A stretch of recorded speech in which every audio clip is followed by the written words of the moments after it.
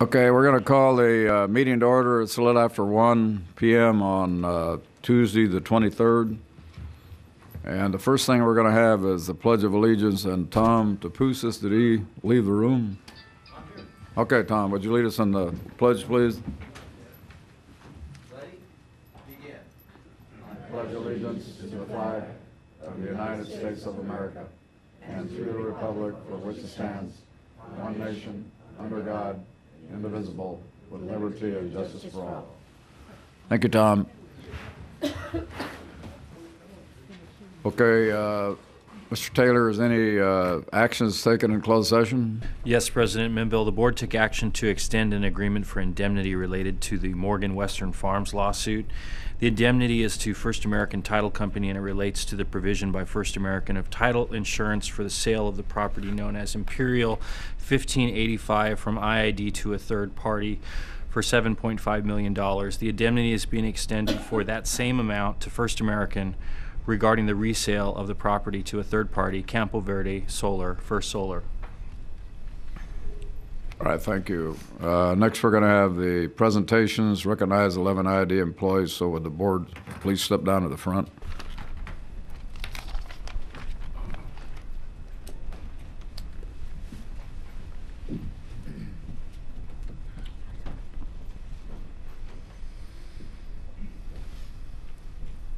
Okay, good afternoon. We have service awards this afternoon for about, I'd say, 1, 2, 3, 4, 5, 6, about 9 employees.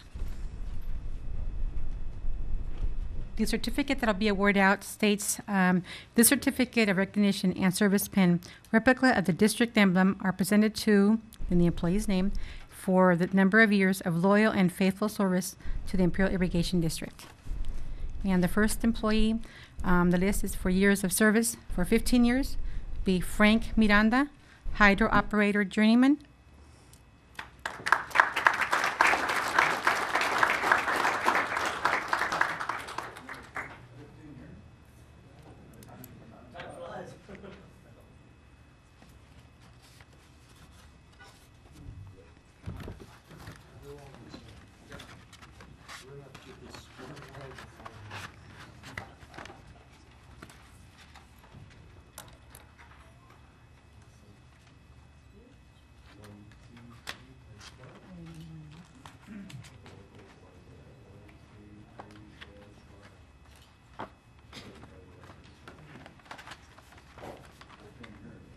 Yep. 15 years of service, Tino Zaragoza, reliability compliance officer.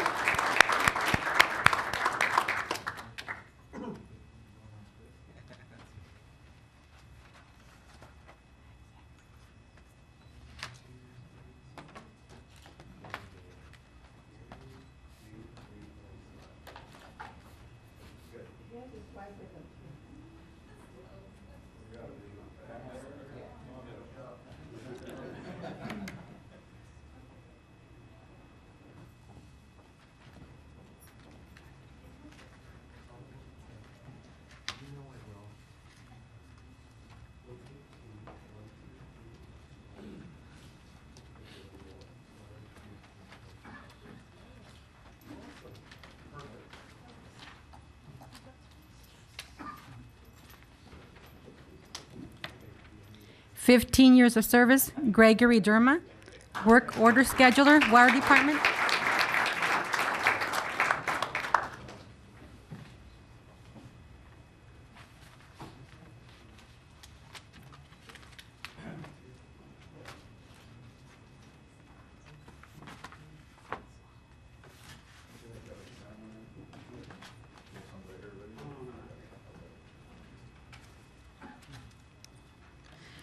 Okay, for 20 years of service, John Montoya, Power Dock Materials Coordinator.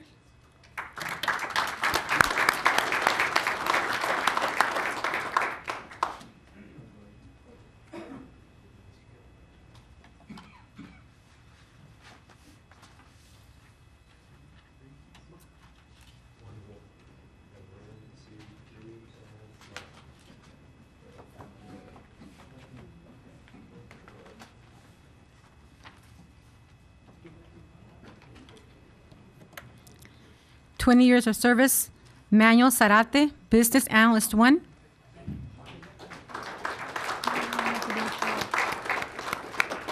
Okay, no show.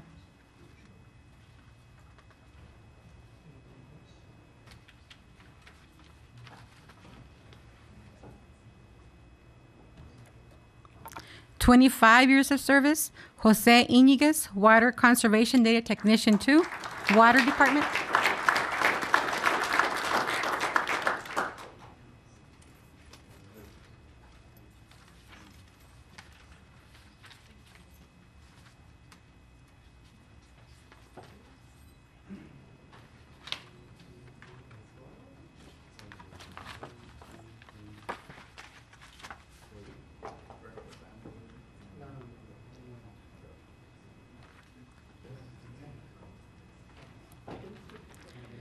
"25 years of service, Victor Garcia, Construction and Maintenance Worker, Water.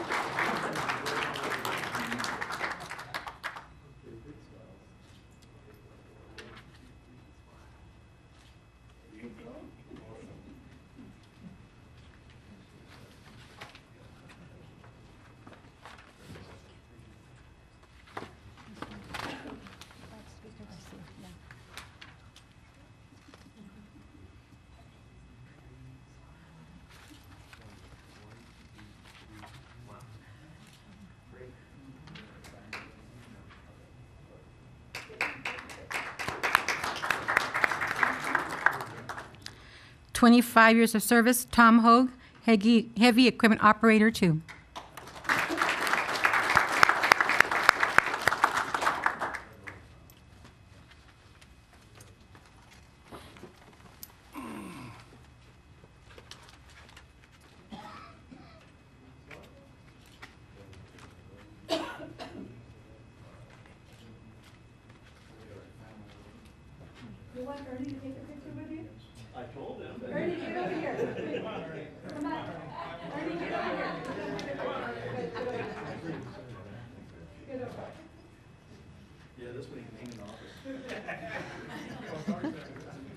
I think so. I'm just going to ask if there's any.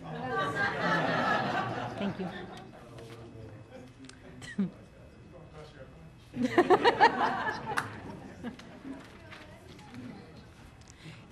Is there anyone's name that I missed that's here for an award? Okay, thank you.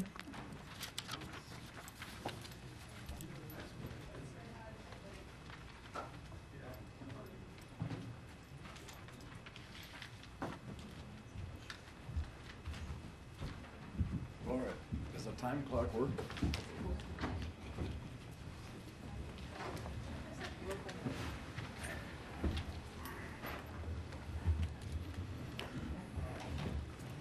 Okay, thank you. We're going to move on to the approval of the order and agenda items. Move to approve. I'll second that. Okay, please vote. Thank you. We're going to move on to public comments, and anybody has any public comments, step to the podium, state your name for the record, and you have 5 minutes. Oscar. Oscar Gonzalez Alfaro. I want to talk about 3 things. Ruben Caceres, the article that came Sunday about everybody that's funded the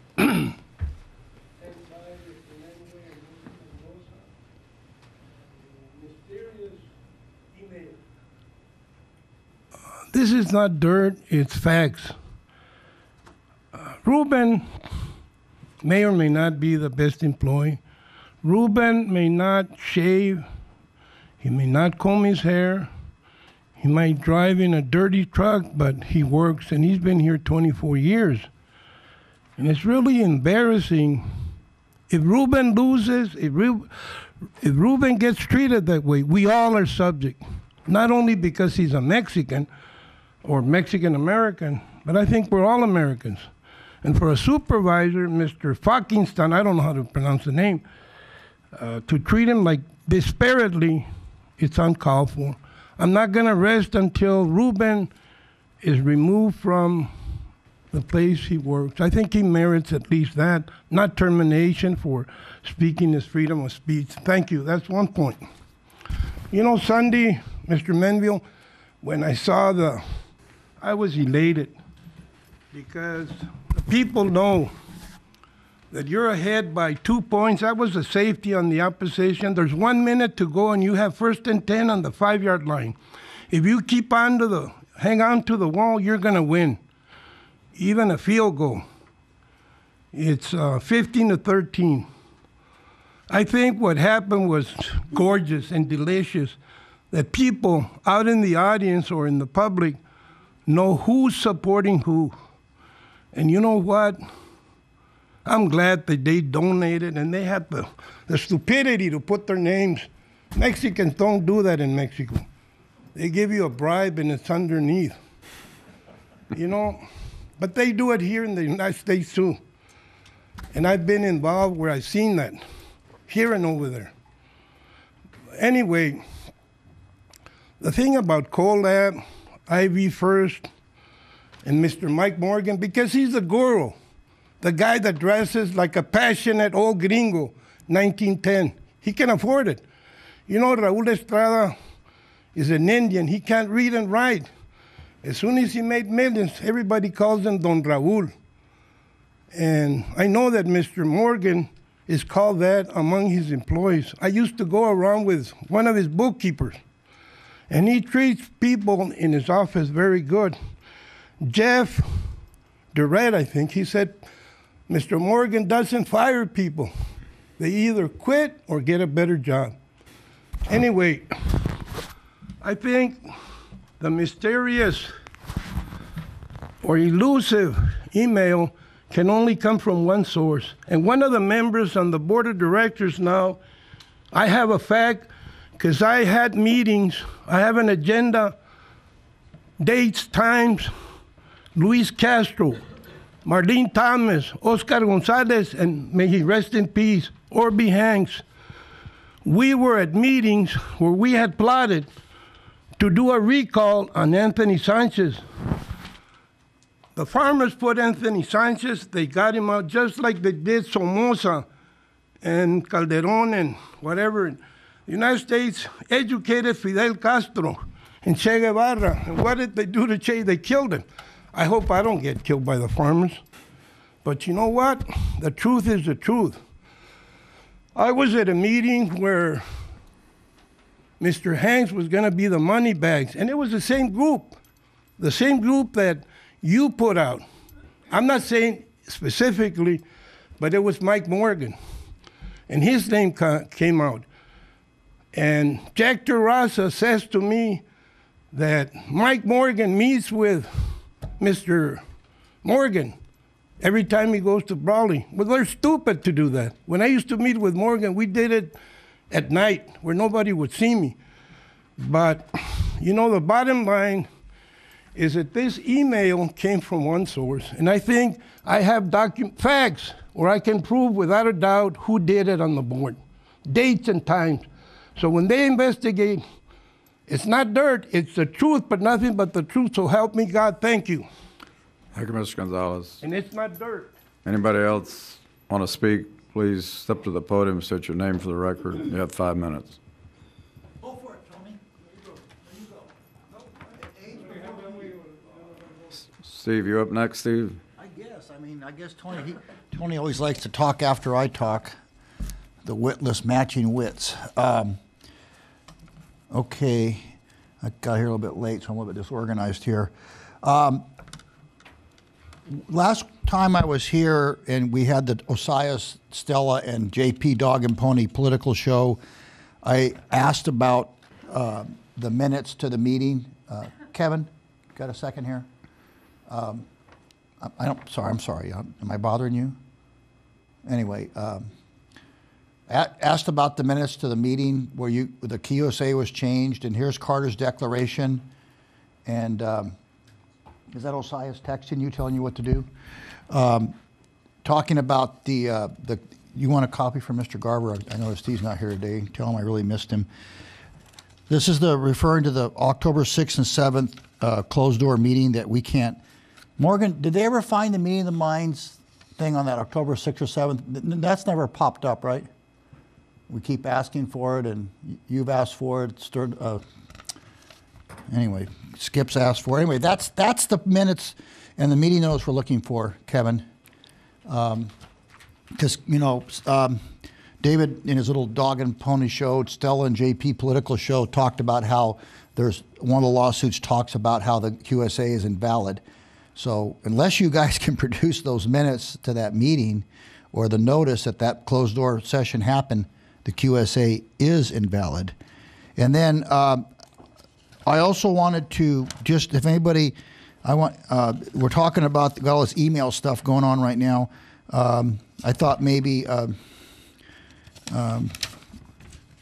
can, I just wanted to show you guys, someone gave me this. JP, this is where you and Garber were talking about hanging Randy Carson, the grand jury meddling you guys were doing. So I just want to make sure everybody know, that you had a fresh copy of that email string, JP, and you and JP, and then your good little boy here, Kevin Kelly, was involved in that. So, and then I want to respond a little bit to what Oscar said about the people in IV First and the fact that we know who they are. Well, Oscar, the law requires that you. Well, I'm sorry, bro. I thought usually you go back over here. But anyway, yeah, exactly. But he's anyway, talking. He's taken away from my 5 minutes. Okay. But anyway, Oscar, the reason that the IV First people are, it's because that's the law, Oscar. We follow the law, okay? So that's why the people who support IV First, you can find their names because the law requires that you do that. I know that's kind of a unique thing here at IV. Hey, I'm going to write for a write-in candidate for District 5. How much will you charge me to get me some votes out of Calexico? Can you take care of that for me? And then Oscar, knock it I off, also please. want to just address this issue about. There's another J.P. Menville ad, and then we've got this J.P. Menville. We got Kevin Kelly, and talking about our goal should be not to telegraph what we are doing to anyone. We have played this thing out for 6 years to get to this point. So why should we budge now? This was a November 28, 2009 email from Kevin Kelly to John Pierre about. This is when you guys were doing all this stuff behind closed doors. Kevin, you want a copy of this? I don't know. You remember this, don't you? Yeah, there's that email somebody gave me. And I think I'm just about done here. I got a lot of papers here. I'm sorry to be so disorganized. And I just do want, it is, I do congratulate the newspaper. Sometimes I don't always agree with the newspaper, especially how they seem to kind of be the lackeys for Kevin and Garber and JP and Stella.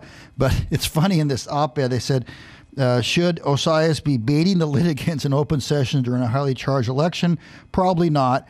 It's not his place. It's not the district's place in upholding its function as the vehicle to deliver water and power to its consumers. And what's interesting is the week before, when they were talking about the agenda item of Osias coming, Kevin talked about how I'm sorry to be so disorganized. I kind of came here late.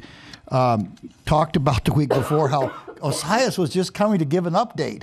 And all it was with this Osias thing was a completely staged political stunt that even the paper saw through, who usually they give you guys a lot of grace. Kevin, I don't for the life of me understand why you are sticking your neck out like this and orchestrating these political stunts for JP and Stella. And then you've got, wait, you get your 5 minutes next, Kevin. I only got 7 seconds to go. But I guess we shouldn't be surprised because in the election cycle, when Jim Hanks and Matt were running, JP told you not to put the All-American Canal issue on the agenda because until after the election. So I guess you're kind of used to running this IID as your own political little playpen because that email is out there too. Your time's up, Steve. Thank you, JP. You're welcome. Hey, I'm going to go home. I'm going to come under an anonymous name. So if I Tom, can, since he's done, since he's done his typical ad hominem attack, I had nothing to do with the presentation that David Osias made at that meeting. What I said would be the preview, and the content of that presentation was what I believed it to be. But did you get what you believed it to be, Kevin? You're the general manager. Hey, Steve, To me, you Steve. lost. I'm not. You're He's done. responding to my question, I'm, JP. I'm not going to say any more. Well, And the fact that, least that you say you would are be the here better. to engage in this back and forth and these personal attacks. It's not personal. It's just business. I well, love you. Well, it's not a business.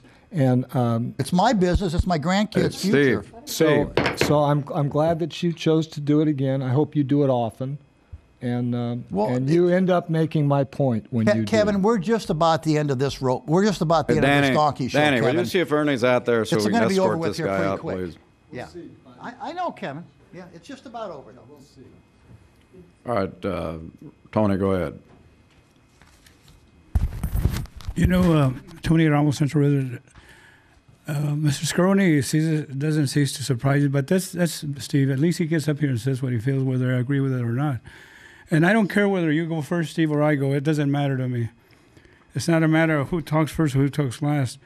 But I do want to say something that an IID Press talked about an article that came out on October 16th, JP. And they talked about these mailers.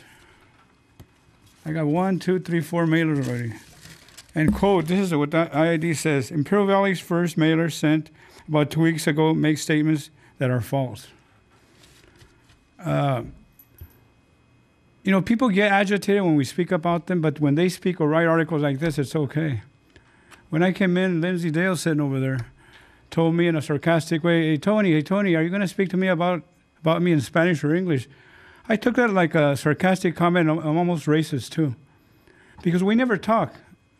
You know, if she was a guy, I'd call her out, but she's not a guy. Maybe I'll have my wife take care of her, you know. And she speaks Spanish. You better learn to speak Spanish, okay? But the thing is, you don't like it, Lindsay. You're part of IB First. You're part of the Farm Bureau. You're part of the CoLab. You're part of the Imperial Group. You're part of the 54950 committee. All of you are a bunch of liars. False statements. And they say the truth will set you free. The truth is going to set us free come November 6th because the truth that people know, these mailers, people that are watching on TV are all false. How can you run a campaign on false statements and false accusations? That Stella goes to Lakers games, that JP goes to rodeo games, that they get money almost under the table, they get appointed. They get to appoint people that pay them back, which is not true. It's not true. And, you know, there for a while, I didn't mention the Farm Bureau because Lindsay and me had a kind of a good communication, but not no more. She took her gloves off. My wife took her gloves off too, you know. And as far as I'm concerned, stay away, behave, and respect me, and I'll do the same for you. Because that's the only way these people understand. At least Steve, that was here, being the sarcastic guy that he is, at least he says it, and he doesn't mind people talking about him. I don't like the way he attacks Kevin, but Kevin's a big boy. He can handle himself. And you know, people, you never talk, two things you don't talk about is your weight or your age. But I was born in 1947, and in all my years, 15 years, minus that, 50 years of doing politics, I've never come across such trash, such innuendos, such garbage as these flyers are concerned. And I'm telling you, people, la gente mexicana, I hope Lindsay doesn't get mad because I speak Spanish, la gente mexicana le pido que todos estos folletos son falsos, puras mentiras contra estos candidatos que son buenos y van a ayudar a ustedes. Esta gente no tiene corazón, no les pide nada más que su voto y al rato se van a olvidar de ustedes. Son gentes que no merecen esa consideración porque nunca se han juntado con ustedes, nunca han hablado con el público en un modo derecho. And what I just said that the public, they never even helped or had gatherings of IB First to meet the people who they represent. It's all about mailers, false documents, false statements, accusations, innuendos. I mean, if I was here and I didn't like this gentleman sitting to my right, I wouldn't attack him here publicly. He's an employee. Why would I? If Steve wants to do that, that's his thing, you know. That's Steve for you. But I have nothing personal against Steve or even Lindsay or Mike Morgan. Mike Morgan just talked to me a few minutes ago. They say, and I don't mind what Morgan told me. He said, hey, you guys got Oscar, we got Scaroni, which is true. That's okay. And I hope Morgan, that you don't mind, because I never say nothing, but I don't care. I'd rather have Oscar on our side than Steve on our side. And that's just the way it is. And I'd rather have Stella and Menville on our side than anybody else. And I ask you, Mr. Hanks and Mr. Desert, see the truth. You know, even in the Bible it says the truth will set you free. Don't go with what you feel about friendships and the people you hang around with. Go with what the people you represent, because that's what's going to carry this slate through. That's what's going to make the IID a stronger and better IID a better and stronger agency to work for. And if you represent us, gentlemen, then do it right. Don't go copying other people who claim to be IV first. IV first is only for themselves. Thank you very much. Thank you, Mr. Ramos. Anybody else have any comments? Please step to the podium, state your name for the record. Seeing none, I'll bring it back to the board. Director Hanks? No comment. Okay, thank you. Director Desert? Yeah, thank you everyone for being in attendance today. This is our last regularly scheduled meeting before the election. Looking forward to getting through the election and getting to a time and a place where individual board members and the board as a whole can work together and focus on the IID business at hand. Thank you. Director Mendoza? Yes. I'd like to announce that the Employee Relief Fund Committee is sponsoring a tri-tip lunch Friday, November the 2nd from 11 to 3 p.m. And it's going to be takeout plates at the J2 parking lot, and tickets are $10 each. I serve on their committee, and I have tickets here to sell. They gave me 50 tickets to sell. Now I know why they selected me to be on their committees, to sell tickets. So I got tickets to sell if you're interested. Dwayne Callum makes the best tri-tip. So I got tickets here. All the money raised by this committee goes back to help IID employees when there's a time of need for them and their families. So it's for a really good cause, and you get a really good lunch as well. And Doug, I know you always help us with them. So if you need tickets, and we expect you to come and help us work as well. Thank you. Okay, thank you, Director Mendoza. And I have no comments at this point in time. Mr. Kelly, you have any GM comments? Mr. Taylor? No, sir. Okay, thank you.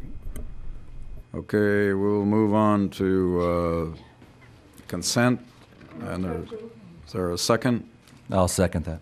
Okay, please vote. Okay, thank you.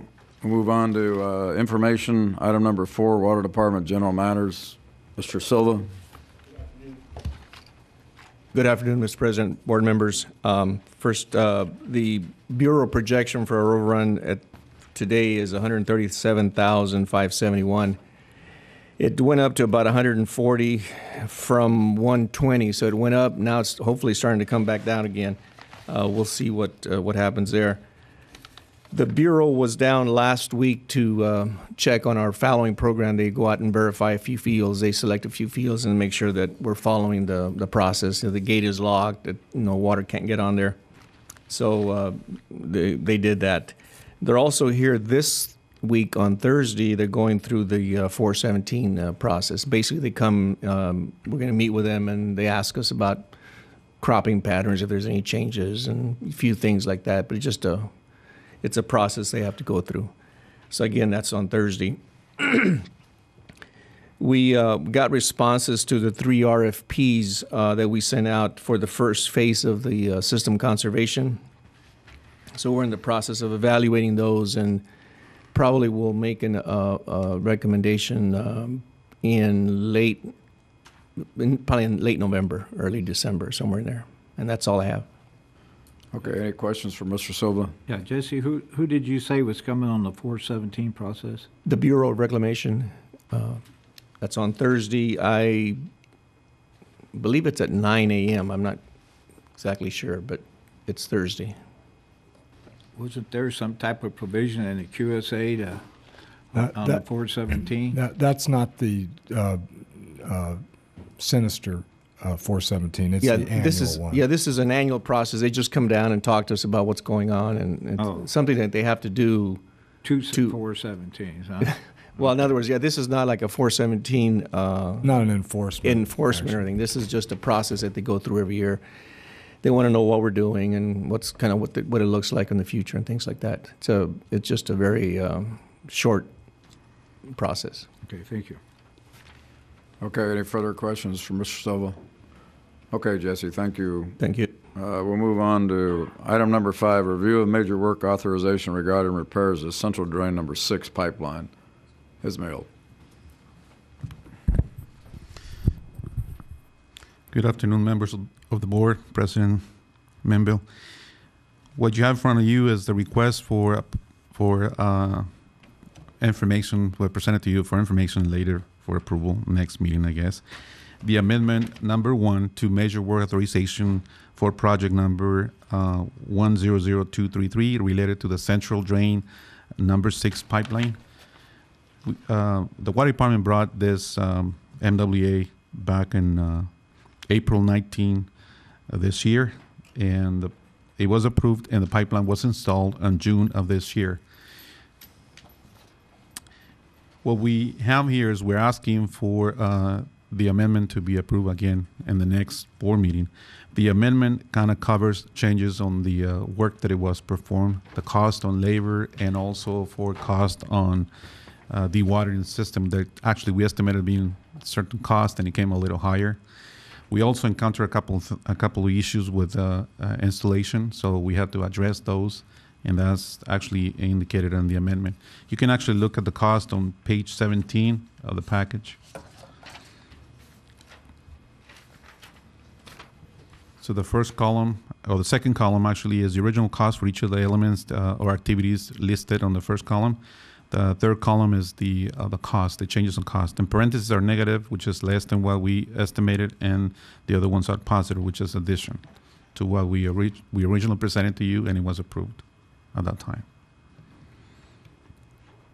Where's the exact location? Is this out by Dogwood Road off of Crookshank, or where's it at? This one is actually, yes, it's just next to what Granite Yard has, a little to the north of it. Okay, any questions for Ismail on this from the board? Yeah, Ishmael, is this beyond the contingency? The 10% If you look at the same table at the bottom, we have contingency kind of listed as negative, so it's actually included in there. So as a negative, in other words, if you look at the list in the third column, everything that's added there is 31. So basically, it will be a little more than the contingency. So we are taking in consideration the contingency, basically. Okay, thank you. Okay, any further questions? Okay, Ismail, you'll bring this back for action. Okay, thank on you. the 6th. Thank you. Mm-hmm. We'll move on to item number 6, review the major work authorization covering the overhaul of Imperial Dam roller gates. Oh, Doug. Good afternoon.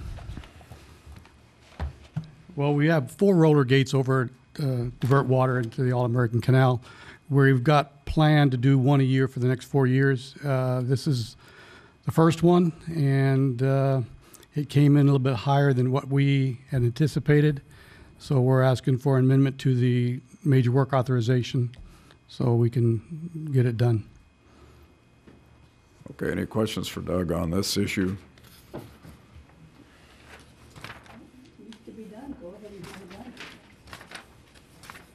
Okay, seeing none, just bring this back for action on the 6th. Thank you. Thank you. Okay, we'll move on to item number 7, which is Energy Department General Matters. Mr. Stills and Mr. Escalera. Yes, sir. I would just like to say, and I know we're going to be talking about phase shifters a little later, but I would like to notify you that we have received word from the ISO that they agree with IID's position on the phase shifter at IV sub, and that it will not be considered a reliability project and would only be viewed as an economic project or a policy-driven project, but it won't be considered unless both IID and San Diego Gas and Electric sign off on it. So that's good news. Any questions on, you have any other items you want to discuss, Carl? Yeah, any questions for Carl on that phase shifter? Okay, Carl, thank you. Mario, do you have anything?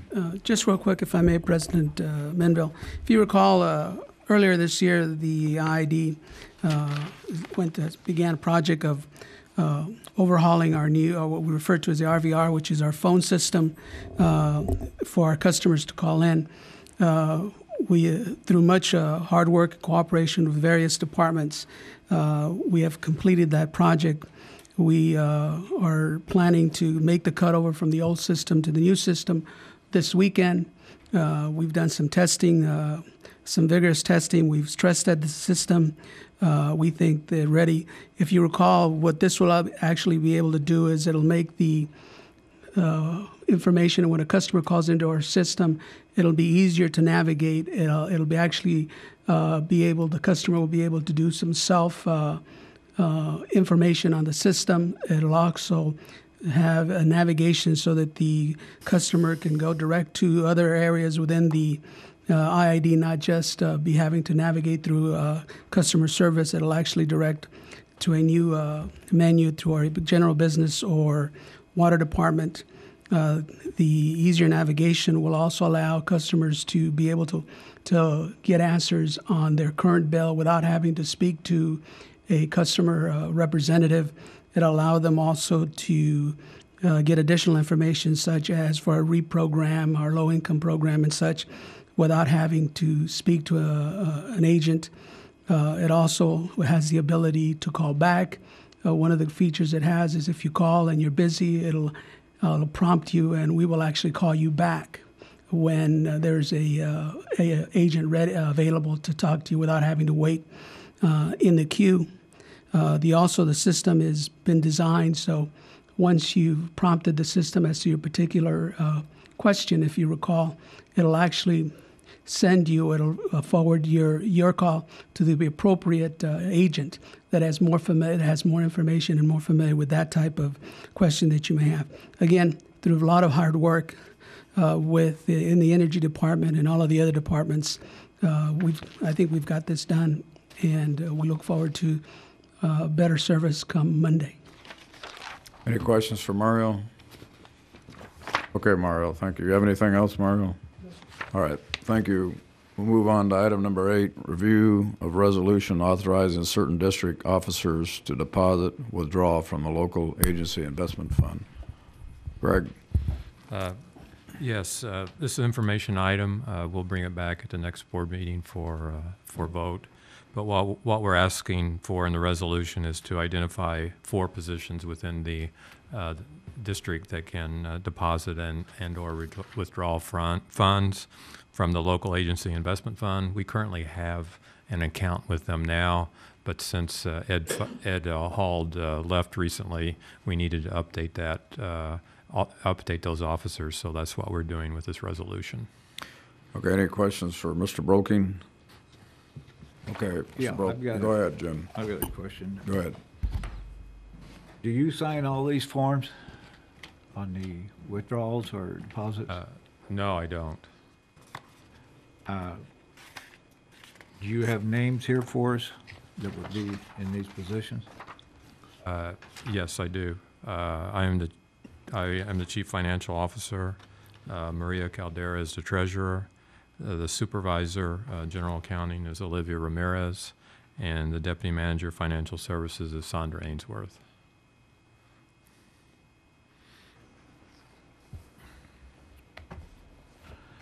So any one of these 4 could deposit or withdraw? Yes, that's correct.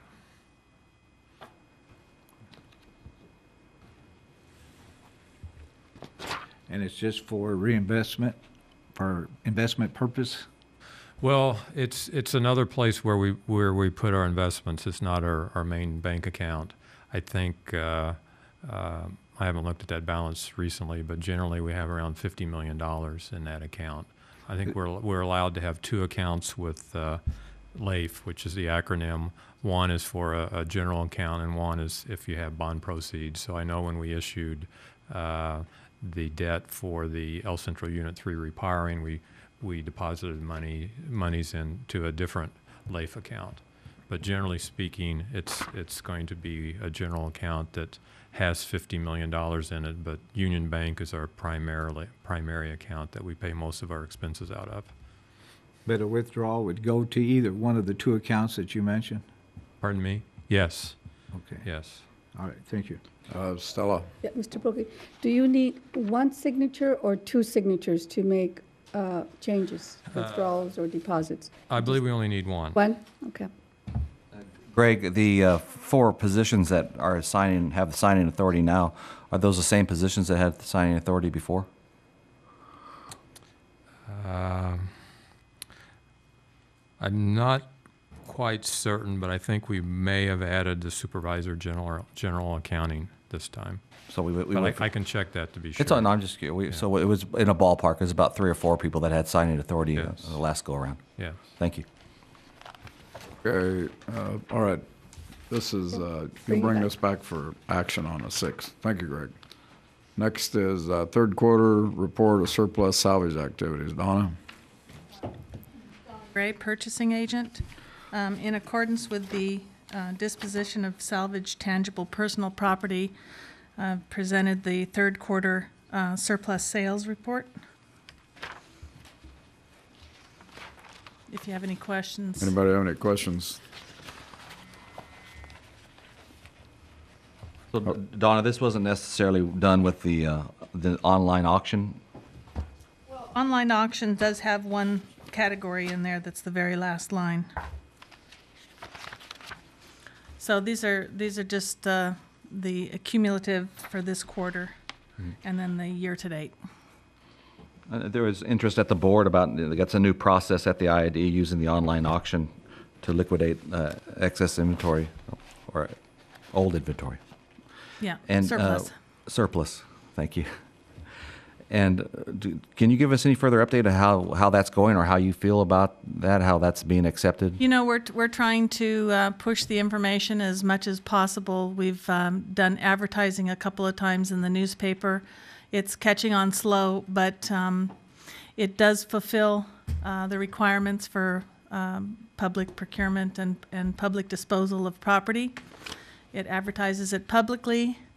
It goes to the highest bidder, so it is an approved way to get rid of your surplus. Yeah. And any idea how many people are registered to bid now? Or? Oh, I think the last time I was here, I gave an update on that, and it's a couple hundred people that are registered, and I'm in the position where I get to see, you know, the new accounts as they register. So we're still signing people up weekly. And out of that $2,116, is there any item in there that's familiar to you that and the price that was received as compared to the old method that was used? Well, the old method didn't. I mean, we've had more surplus come before us than we have in the past, and I think there's probably been a lot of the movements that went on. A lot of it's been furniture, but we did not have any kind of a public arena. So this fulfills the requirement to dispose of surplus in that manner.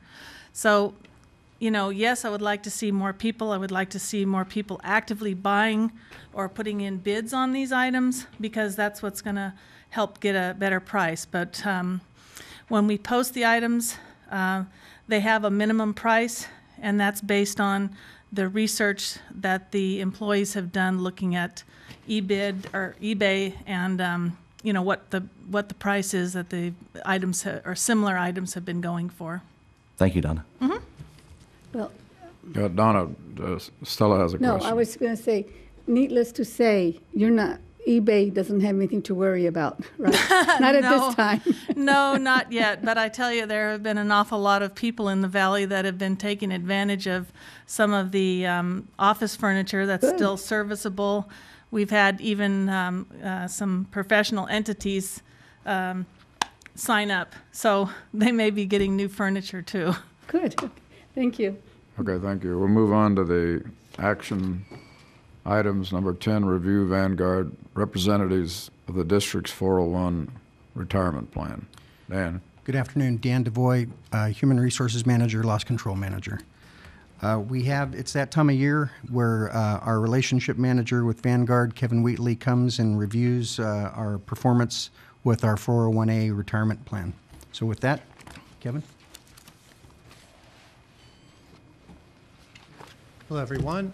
We have a presentation up on the board. You also have in front of you a rather large book, spiral bound. What I've done is put together a presentation of highlights. Get you through there. Thank you. Put together a presentation of highlights, kind of summarizing what's in the book, so you can just have a few quick snapshots of what's in the book, knowing that the details follow.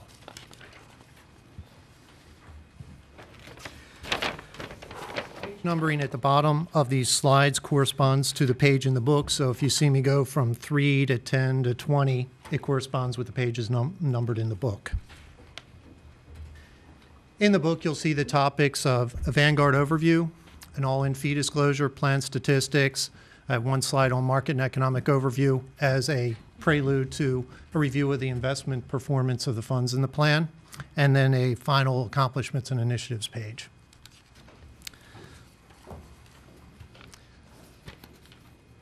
On the first page, we have the Vanguard flywheel, and this is important for a couple of reasons that I'll bring up later in the presentation. But Vanguard is a mutually owned mutual fund company, so anyone that invests with us is actually our owner.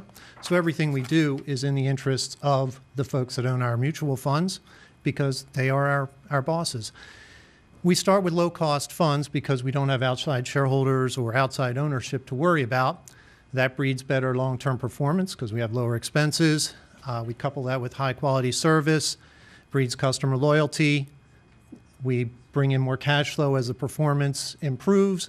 That creates economies of scale, and then we lower our expense ratios. So we call that the flywheel, and that's why Vanguard over the years has been able to lower expense ratios, which is for the benefit of all its investors.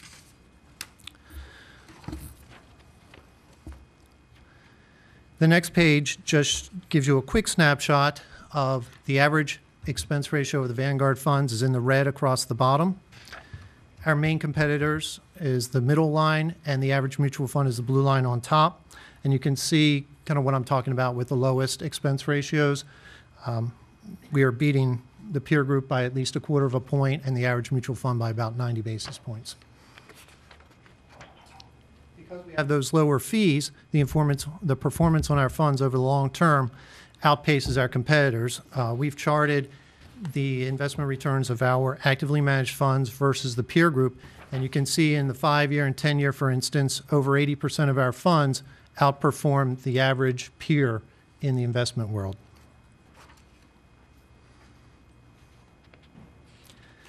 So that's a quick shot of the Vanguard overview. Any questions? Any questions? So what we've got on this page is a summary fee report. Again, this is behind tab 2 of your book. This is for the 401A plan. There's also a 457B plan that Vanguard has with you as well. This plan is by far the largest. This is basically comprised of employer contributions. The past year has been a watershed year for fee disclosure and new regulation on 401K plans. So there's a lot going on this page, so I'm going to attempt to keep it brief but concise here. The average cost of your plan is 33 basis points, which is the number in the top right-hand corner. That is taken from the total amount of the fees divided by the assets, and that gives you a percentage, and that's the 33 basis points. There are no hard dollar fees with this plan, so nobody's paying anything out of pocket. All the expenses required to administer, for Vanguard to administer your plan, is paid for out of the expense ratios of individual funds. So what you would see there is the 33 basis points covers both the administration as well as the investments within the plan. Now, as Vanguard has grown, and I talk about that flywheel, Vanguard passed the $2 trillion of assets under management this year. And that has allowed us to create some economies of scale and as well as growth at the individual plan level since recovering from 2009 and 2010. I was able to take a look at the pricing on the plan and actually lower the pricing. So this is one of the rare occasions where someone's presenting a price decrease. Since there's no hard dollar fees to waive or reduce, the way we return value to you is to take a look at the individual funds in the plan and look for comparable funds that have lower expense ratios. And Vanguard has several different share classes that have a variety of expense ratios.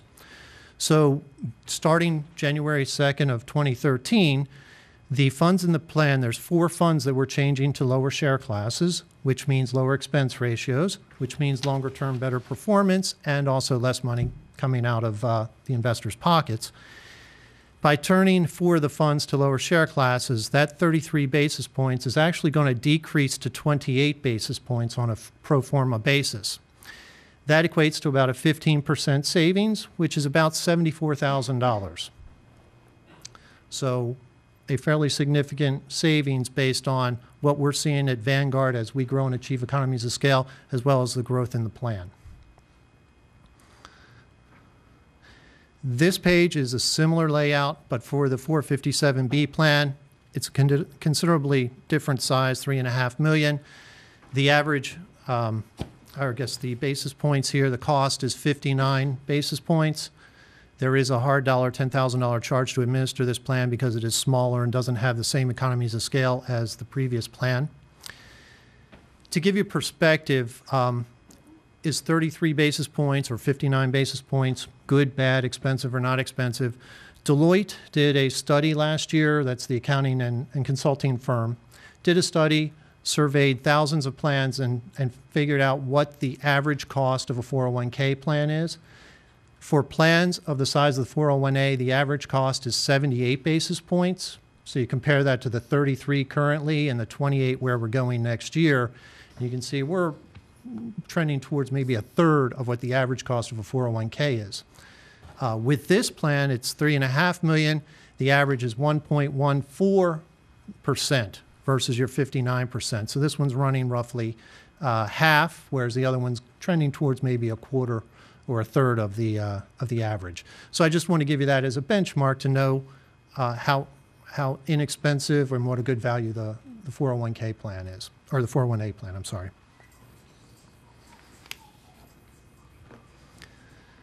This slide is an overview of the 401a plan. I'm comparing it to year-end 12/31/2011 to July 31st.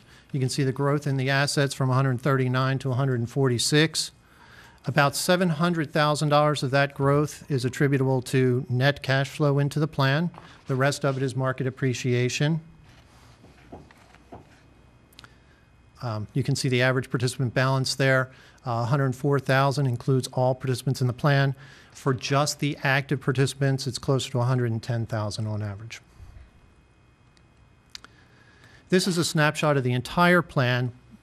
I've laid out 1231 numbers in the center 3 columns, 731 numbers in the right columns. This is by fund, the dollar amounts invested in each of those funds.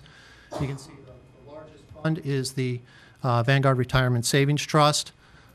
We also have the Vanguard Balanced Index Fund is also one of the largest. That's one of your older default funds. Currently, the plan invests, if no election is made, in the target retirement funds.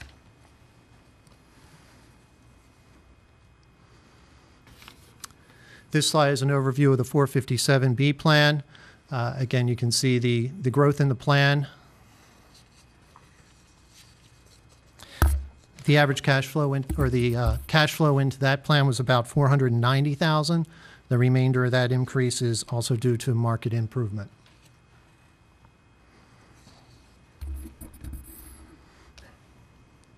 And this is a snapshot as well.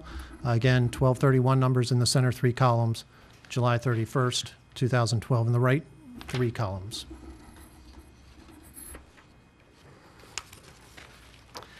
So that is a snapshot of the plans. Is there any questions before I move to the next section? Any questions?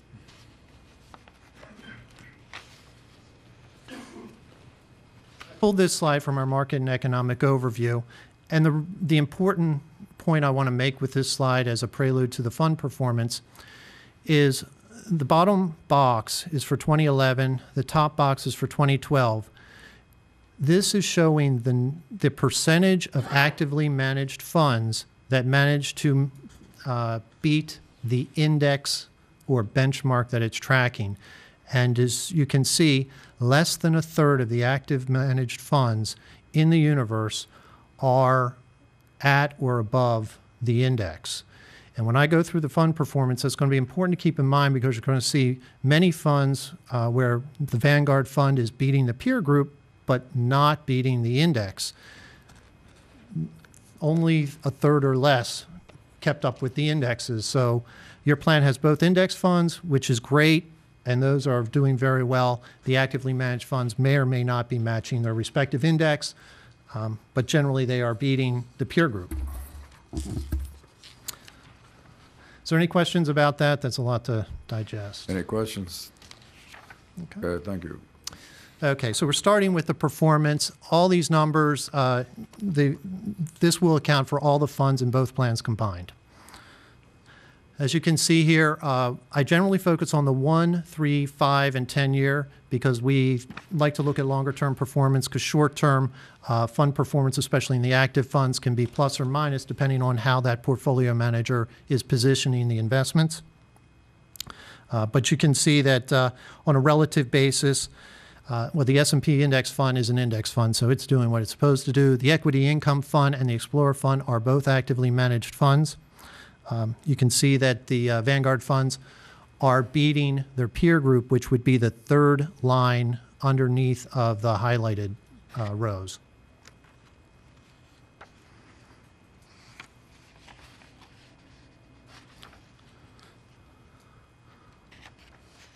The next page is a continuation of the fund performance. I would note that the healthcare fund is doing exceptionally well, as is the global equity fund there at the bottom. Overall, there's a lot of numbers here. I think the recurring theme is the funds are at or better than their peer group in pretty much every time frame. So the performance of the funds is doing exceptionally well on the longer term basis. And again, we focus on 1, 3, 5, and 10-year performance.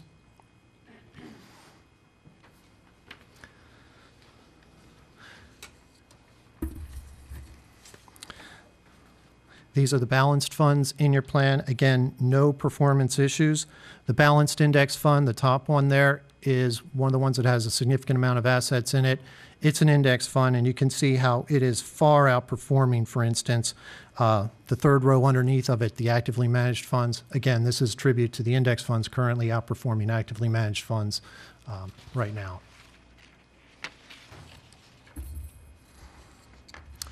This is a listing of the target retirement funds. Again, the plan's default fund, and underlying those target retirement funds are index funds. So this, by its nature, is performing in line with the indexes.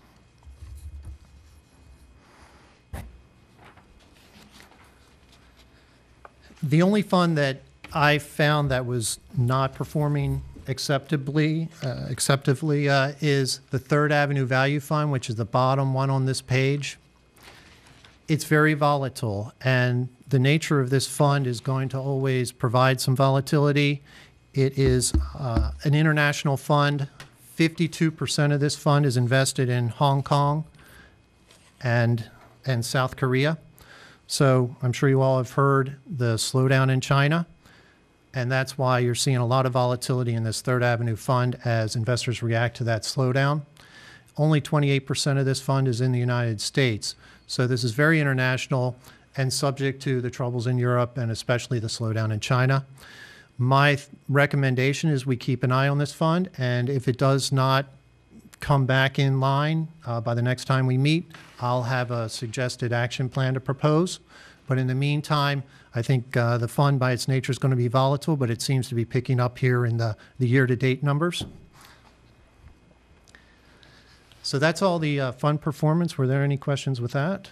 Any questions? I've got a question. It was something that was asked of me almost a year ago, and I'm going to ask you the question, but I've got it all butchered. Okay, maybe you can walk me through this. But do you have any funds that are limited to certain employee groups or limited to amounts of money that could be invested? On the individual side, there are limits for getting into the fund, for instance, like a $3,000 minimum with many of our funds on the individual side. Within the 401k plan, there's something called the Retirement Savings Trust, which is a stable value fund that is not available to retail or personal investors. It's only authorized through retirement plans. Your plan does have it. But there are no minimums for investing in any of these funds and no restrictions. There are some funds that are closed, but I don't think you have any in your fund. And if they are considered closed, if they're in your fund, they'll still be open to new contributions. Are there any funds that's limited to certain employee groups? No. Oh, sure. They're not. So all the funds that are available that he talked to right now is for every participant that's in the plan. So they're not segregated to say, you know, the target retirement series is for this employee group, or so it's available for every active employee that's in the plan. The same funds. In our plan, but in the Vanguard network. Oh. Outside, is there? Investment in any of our funds would not be restricted based on employee group or any individual characteristic. If it's a plan if it's an investment in the plan, then any participant would be able to invest in it. All right, thank you. Any other questions? Go ahead. Continue on, please. Okay. And then the last slide here is just a couple of things. We conducted education meetings in the middle of September. We reached about 14% of your employees. And we're also considering free investment advice, financial planning for those over the age of 55 so we can get them started with thinking about retirement and planning for it. And the last bullet point, again, is our fund changes that we're making, which should reduce the cost of the plan to all the participants. So that concludes my presentation. Any final questions? Any questions from the board? Does anybody in the audience have any questions? Okay. All right, Dan. The action we'd like you to take, or we'd recommend, is that you accept the report with no changes to the lineup. Is there a motion to accept the report? I'll make a motion to accept the report. I'll second that. All right. Please vote. All right, thank you. We'll move on. Thank you very much. Thank you. We'll move on to item number 11, internal auditing, general matters. Betty?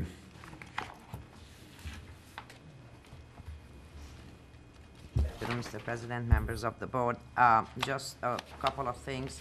I would like to keep you informed that we are working with responsible personnel from different departments to assist them in implementing the recommendations made regarding the Western Farmlands database and all other properties owned by IID, as well as the recommendations made in our report of the motor fuel inventory, and we making quite a good progress. If you have any questions for me. Any questions for Betty? No, are you getting the information that you need on a timely basis? Yes, ma'am. Okay, good. Thank you. Thank you. Number 12, review of internal controls covered in district revenue functions by Moss Adams. Good morning, or good afternoon. Good afternoon. I'll make this short and sweet. You should have in your board books. Identify yourself. Oh, I'm sorry. My name is Julie Desimoni. I'm a partner with Moss Adams, and I was the partner engaged to conduct this review in conjunction with the internal audit section.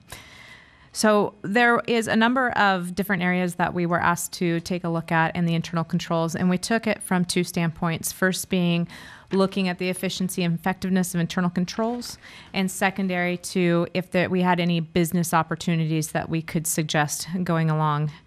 So there's really two items that I want to point out from our review. First thing is we did take another look at the CSPs. I know I've been in front of you before for probably the last 2 years talking about the CSP procedures. I'm very happy to report that there has been substantial improvement in the CSP throughout the organization. And there's really 4 areas that are leading that change. The first is cooperation among the divisions between PMO to energy and water. There has definitely been a group that came together to really solve the CSP issue. Secondary policies and procedures have been accepted across all the divisions and implemented. So those have been started, and there's a systematic set of policies and procedures in place right now. Third, there's been new electronic reporting that helps data mine the system to give managers very accurate and good information on where the CSPs are at, how many do they have, how old are they, good indications of things they need to follow up on. And those reports have been populated to the managers and the PMO, and training has started to occur. So it has occurred, I know, for Imperial and for La Quinta areas. So those four things, we walked through 10 CSPs to kind of make sure that those policies and procedures are being followed, and I'm very happy to report that they were followed in all cases. So it's remarkable improvement over the last time I was sitting here in front of you. The remainder of what we looked at was... Excuse me. Sorry. Mr. Stills, were you in charge of PMO when all this was, is this attributed to your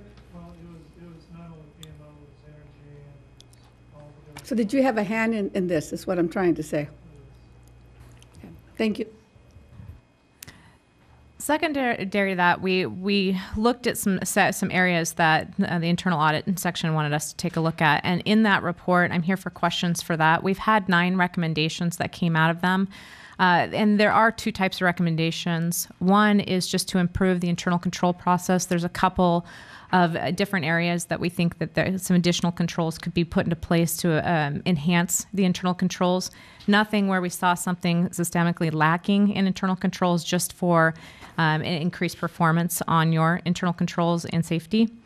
And secondary, we found a couple of business process opportunities. And so now where this comes back to is this comes back to the individual divisions and to the internal audit section to take a look at and to determine what steps will be necessary. And internal audit will be following up after that. So I'm here for any questions if you have any on that report. On the CSP reports that they now have in place, do you see any reason why we should have to budget funds to get a copy of it? I'm not sure I understand. Budget funds to get a copy of. We were told by prior administrations that it was expensive. It was too expensive to get a copy to the board. Oh, of the individual reports? Yeah. I'm not sure internally how much I'm not talking about the individual. I'm talking about the overall, the amount that was estimated, actually spent. I bet Betty knows what I'm talking about. Let me make sure we understand the question. You asking Director Hanks about the overall report, the quarterly report of the CSP status that you used to get a binder about? No. It's PMO. I specifically wanted to see sometime back just the La Quinta report. I believe now the system is designed, and I believe it was then, that we could get a report so we can see, are we collecting 70%, 80%, 90% of the CSPs? Yes, we can get a report as detailed or as just high level, or with any that you would desire, and I don't think that would be a high cost as you said to get it. Thank you. A lot of the reports, too, if you don't mind me jumping into, a lot of the reports that were developed are really managerial reports as well, to try to determine, because SAP is such a massive system that once things are entered in, sometimes you need something that's going to tell you whether it makes sense coming out on the other side. So I think it will definitely enhance just the ability to manage those accounts, especially and hopefully when growth starts happening and a rapid pace again in the near future? Well, I'd like to make a comment that, the board we're really concerned about those CSPs and the reporting, and I'm glad to see that with energy and with water and PMO, we finally got them in such a way that we feel comfortable with the data going in, and that they're being managed in a way that the true numbers coming out, and I think it's a good thing that they're all working together to make sure that we're working with our customers to make sure that they're not overpaying for the services and that we're giving them value for their money. So that's good. I'm glad. So my thanks to our staff, PMO, and to Energy and Water for following through. It's a good thing. Director Mendoza, I think finance was involved heavily in that too. And finance as Yes. well. Mr. Brokin, I can't see you because you're leaning back, but kudos to you as well. Okay, any further questions? Yeah, I've got a comment. The CSP stands for Consumer Service Projects, for those of you that don't know. And currently the CSPs are under PMO, is that correct? I believe so, yes. And Tom, is that you now heading that up? And this is kind of a short report. Could you make sure you share this report with the CSP crew and the PMO crew? Thank you. Okay. You too, Tom. Kudos to you as well. Yeah, anybody else have any questions? You wanted to have an action vote on this? I move to acknowledge receipt of the report along with any recommendations. I'll second that. Okay, please vote. All right, thank you very much. Appreciate it. Number 13, review, acknowledge receipt of Customer Service Center's cash audit report. Betty. Thank you, Mr. President. Just before I go into my very short presentation of our unannounced cash counts, I would like to make sure, since you were giving out kudos, that this whole process started a while back when the CSPs were under the Energy Department. They did spend considerable time and some money also to make this one happen, and then reorganization happened. They moved under PMO. Nevertheless, the process to improve continued, and it was a close collaboration between everybody to make this one happen. So it was Energy that started. That started it. Yes, ma'am. We had an unannounced cash count at all our 5 customer service centers. Their cash drawers and petty cash funds accounted for and balanced during our unannounced cash count audit. The workflow at all 5 offices during our visit was moderate. We say moderate because usually we try to do our cash count not at the beginning of the month when the workflow is heavy. But everything was balanced out. Everything looked okay. If you have any questions, therefore we don't have any recommendation this time. I move to acknowledge receipt of the report. Is there a second? I'll second it. Please vote. Thank you. Thank you, Betty. Item number 14, acknowledge the receipt of the September 2012 Energy Cost Adjustment Report. Sandra?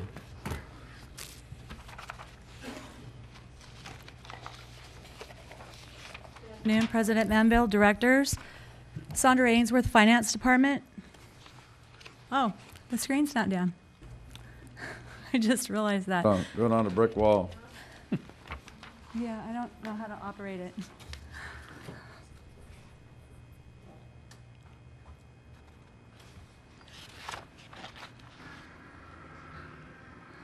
Apologize for that. I didn't notice that.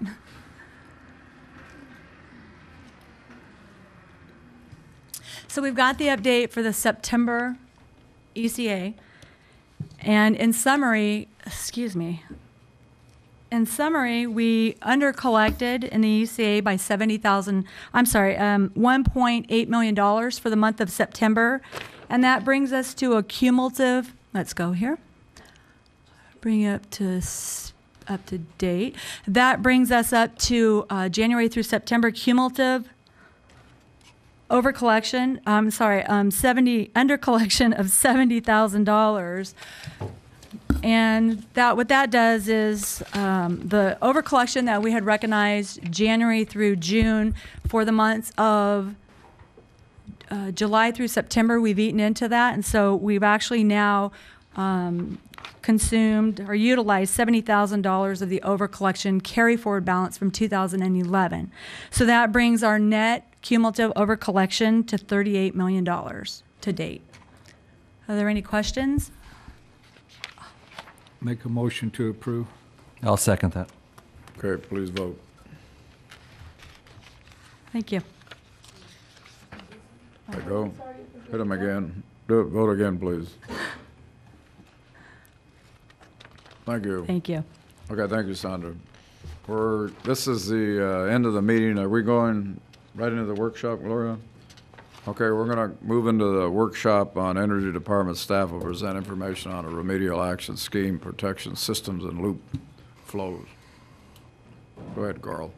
Carl Still, Energy Department. Since September 8th, 2011, there have been a lot of questions about SPSs or remedial action schemes, system protection and remedial action schemes.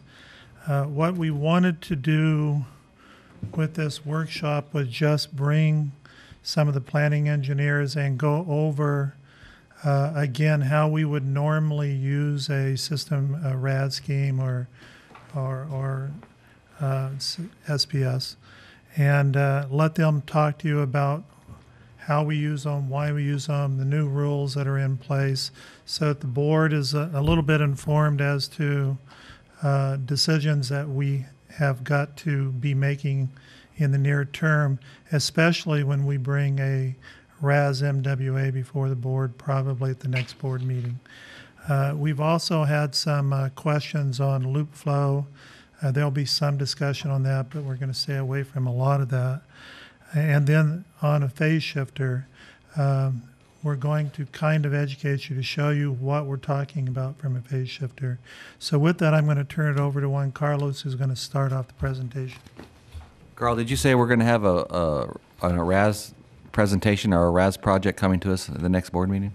Yes, we have Path 42 RAS coming, and with the installation of that RAS, we have the ability to achieve a 200 megawatts of path capacity rating on Path 42, which is probably the cheapest capacity we can get. That's the same RAS presentation that this board has seen some 6 months ago through Joel Ivy? It's started out with 6 months ago, and we've separated out and just the RAS now. Thank you. So, okay.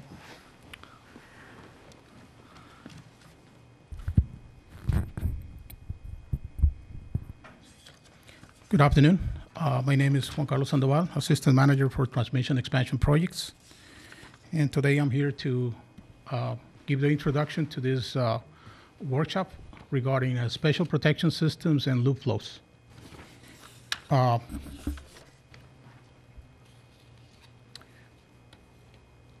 The agenda or the index for today is 2 parts. First part is special protection systems, also known as remedial action schemes. These terms are normally interchangeable. And as part of a sample case for this SPS, Mr. Epifanio Martinez, head of system protection for IID, is going to make a presentation about Path 42 SPS. And after that, Mr. David Barajas, Superintendent General Transmission Planning and Engineering, is going to give his portion of presentation about loop flows and phase shifter transformers.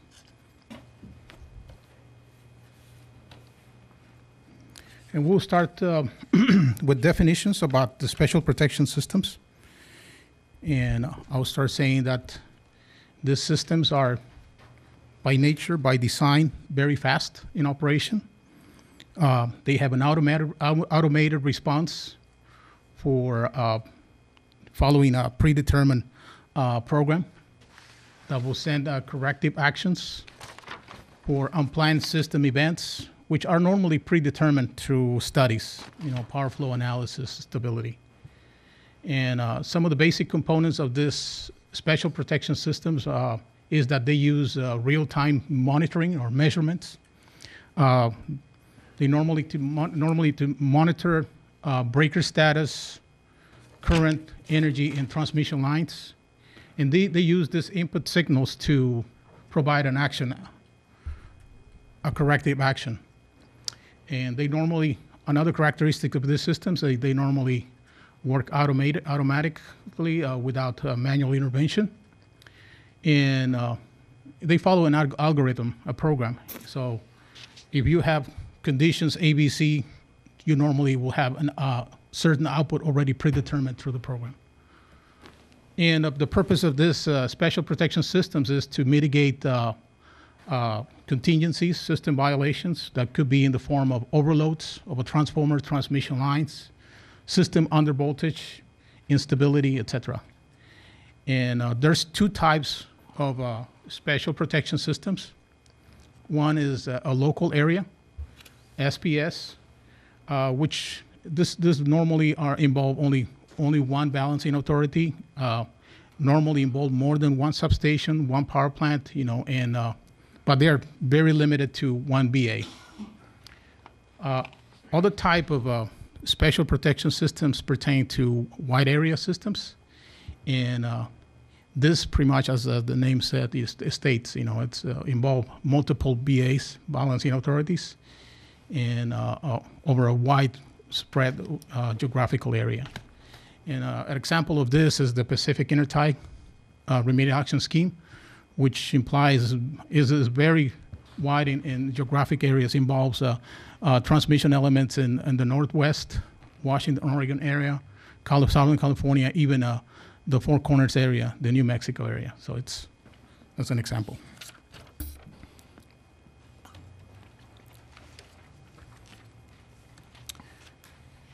This is a little bit redundant, but this it talks also about what is a component of this SPS.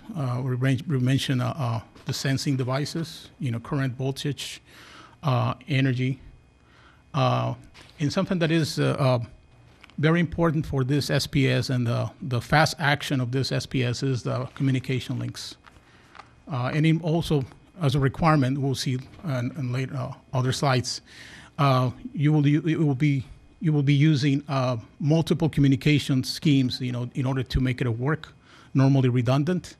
In the case of IID, for the sample case, it will be fiber optic, microwave. And as I mentioned, another component of this, it will be the logic unit. Microprocessor-based relays are normally required to sense the energy, the current signals. But also it can have the supervisory control and data acquisition system, or the energy management system, which is the master computer that we have in our system operation control. It can be used also to work those algorithms for the actions. And as a result of all this sensing, input, communication links, and the logic units, you will have an output, corrective action that can be in the form of tripping generators, if the case requires, sectionalizing open transmission lines, transformers, or make voltage adjustments in the form of inserting capacitor banks or removing capacitor banks for the case of an overvoltage.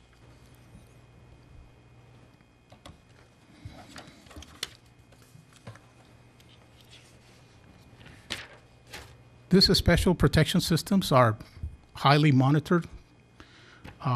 You have requirements by our local regional transmission organization, which is the Western Electric Coordinating Council. We need to follow their rules and requirements. And any especially wide area special protection system will have to be well documented, justified, and approved by the WEC Remedial Action Scheme Committee, subcommittee. And obviously we'll have to follow their guidelines. And these guidelines are very stringent. For example, security. By design, these systems are highly redundant, very well designed and scrutinized in order to minimize failure of the system. Redundancy is required to the max. It means that you will have two relays in each sensing the same signal, normally to the point that if you're checking sensing current in a transmission line, you will use a different current transformer for the sensing. The relays are going to be located in a different panel to minimize the risk of a common point of failure. Again, the system will have to be very robust, in their design. Another entity, in this case, a federal entity, the National Electric Reliability Council, also has requirements for the implementation of these special protection systems. NERC has its own reliability standard for SPSs, and part of the requirements is that once you get it approved and installed, you will have to have a periodic maintenance and testing program, and you will have to have all that documentation ready for an audit. And any operation or misoperation will have to be evaluated and documented as well. Also, our RTO, the reliability coordinator of our RTO, the WEC, must also have this information in their database. And all the important information about the SPS will have to be provided in terms of why we are installing these devices, what are we trying to mitigate, under what contingencies this is expected to operate, actions to be taken by the scheme, modeling, etc. It's this as I mentioned, these schemes are highly monitored and scrutinized. And with this, I'll transfer the presentation to Mr. Epifani Martinez. Good afternoon. The Special Protection Scheme is relays and communication devices that no involve like a primary equipment, breakers, or lines. And the Special Protection Scheme, we reduce the infrastructure we need to spend in case we have problems for overloads, overfrequency, overvoltage, any of these kind of problems we can solve with this Special Protection Scheme. That minimizes the impact. In the system. If for any reason we lose a single line and we're going to get overload in the other line, with the Special Protection Scheme, we can solve this problem. We try to apply this Special Protection Scheme in the Path 42. The Path 42 is between Southern California, Edison, and Imperial Irrigation District. The Path 42 has two transmission lines, two 30 kV lines. One is from Ramon Substation to Mirage, and the other is for Coachella Valley, actually, to Devers. In the future, that line is going to connect to Mirage 2. What is the risk, the misoperation, the Special Protection Scheme? The risk is minimum because we have two special relays like a computer, two computers. One is checked to the other, and we have two separate communication completely. If one is failed, the other is checked, is failed, and blocking the scheme. The risk is minimal. With that Special Protection Scheme, we went to expand the requirement, yes, from WEC and NERC, because now it's more requirement for them, because that Special Protection Scheme, we need to report to WEC. Next slide. Okay, Southern California and Edison, we are working together in this Special Protection Scheme. This protection special scheme, we have in two phases. Phase number one, we go from 600, actually, the capacity is 600 megawatts in these two lines, KS and KN line, to 800 megawatt. The second phase goes from 800 megawatt to 1,500.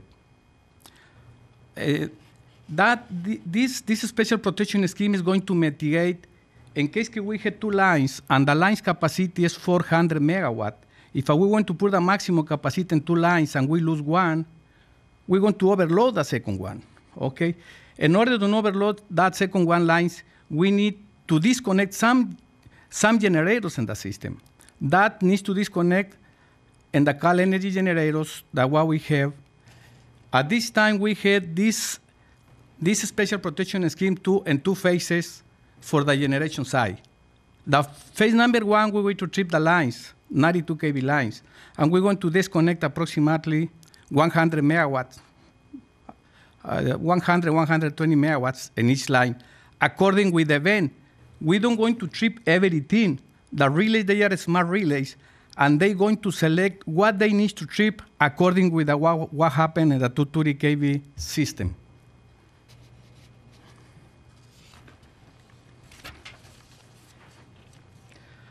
The relay the special protection scheme really is a protection and communication. We need to have high security in the scheme, in communication and the protection. We're using like two computers for protection. One computer goes to the one network communication, the second one is goes to the second network. One is checked to the other. It's very difficult to guarantee misoperation in the SPS. Currently, all the independent power producer in the geothermal plant at this time they are about 450 megawatt, and the existing pad capacity now is 600 megawatt. We're going to increase from 600 megawatt to 800 megawatt in order to connect more plants to the collector system. Collector system is the 230 kV from Highline, Midway, Coachella Valley Ramon Mirage, and Coachella Valley Devers at this time. The Pad 42 SPS system protection will be designed in different levels for generation. At this time, the level is directly, what I told you minutes ago, directly to trip the 92 kV lines. The second phase, we're going to trip each generator in order to lose a less generation that we can. I'm done. David, the next.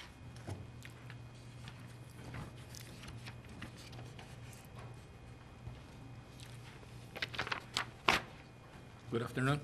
Good afternoon. My name is David Barajas, and I just want to speak about already Juan Carlos and Epifanio already spoke about SPS, System Protection System, and I just want to touch in high level the loop flows and portion of the presentation. Can you move it, Carlos? Loop flows, there's different names for loop flows and schedule flows, parallel flows, and there's different terms basically, and their flows, I mean, the term loop flows is that how industry work, I mean, when we are part of the interconnected system, every system is subject to loop flows. I mean, we're part of the system, we create loop flows as well as we're subject to the impacts of loop flows. Impacts not necessarily at bad. I mean, there's some good impacts. I mean, there's some impacts that really affect the system. And the first bullet actually is mentioned about this. I mean, the actual flow, how we are trying to into an interconnected system never follow the scheduled flow. The flow doesn't go where we really want it to go. It's like the water system. You have a parallel canals, the water is going to go where is the free ride. I mean, whatever is the less opposite to the flows. Let's call it a high impedance path, you know. Loop flows, I see in the bullet you're going to see, loop flows could impact neighboring system, and we call it affected system. But in reality, loop flows could impact in the bad way and in the good way too. I mean, it's like I said, it's the nature of the system. We're all subject to these loop flows, you know. There's also a paradigm that there's just be part of this interconnected system. I mean, you will always subject to loop flows. There's some loop flows that really get to the point that it's really affecting the system, and there's ways to mitigate those. And that's what I want to talk in the next slide, Carlos. And this is very high level of representation of interconnected system. I mean, and sometimes it's hard to understand what is a loop flow means, you know. There's a source BA, balancing authority source, and there's a receiving BA.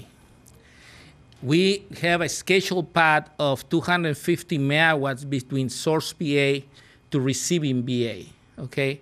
So in contract, or system operators schedule 250 megawatts to the receiving BA. but there's more lines between the source BA and the receiving BA that goes through another system. And in this case, it's named affected system. I will call it other system, but the term affect doesn't mean that really is going to affect in this case. So we scheduled 250 megawatts from source BA, and the receiving BA is supposed to receive these 250 megawatts between the straight line between source BA and receiving BA. But since there's already another interconnection between the source BA and in this case the affected system BA, and from the affected system BA to the receiving BA, when we schedule the 250 megawatts from source BA, the flow is distributed between the scheduled path, contract path, and the other system that is called affected system BA. Even though we're scheduling the 250 megawatts to go through this line between source BA and the receiving BA, only 150 megawatts actual flow goes through this line. Okay, 100 megawatts that go to the affected system, we can call it an scheduled flow. So in this case, the affected system BA could claim, okay, I'm receiving 100 megawatts of an scheduled flow. Now, it's important to say, and as I mentioned before, just being part of the interconnected system, we're subject to loop flows. In this case, the affected system BA, let's call it affected system, is subject to this unscheduled flow, but only in the case that the affected system is having complaints and they don't have ways to receive these 100 megawatts through their system, they're going to have to address this issue with the source BA. Hey, you're sending you're putting 200 megawatts on a scheduled flow into my system, and I'm only capable to receive 50 megawatts in this case.